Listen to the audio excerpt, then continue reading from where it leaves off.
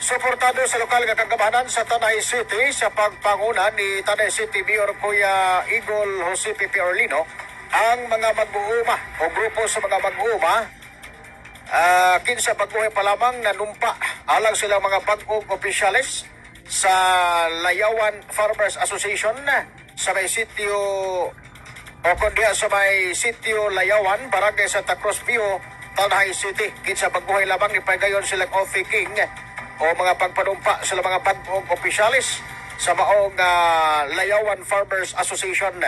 Gitambungan ang nasangpit na aktibidad ni Tanay City Mayor Jose Pepe Orlino o mga local officials, kuyog si Councilor Daryl Aba, diusab si Dumaguete City Vice Mayor Maisa Sagarmaria, Board Member Erwin o former Board Member Erwin Basias o guban pa nga mga local officials sa Tanay City. Sumala pa sa mayor nga atong gisuportahan ang mga mag-uuma pinagi sa atong pinaangay nga agenda o programa.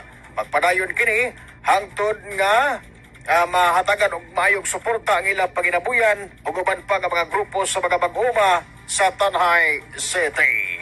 Ipabot naman siyang suporta o pagdasig si Dumaguete City Vice Mayor Maisa Sagarmaria.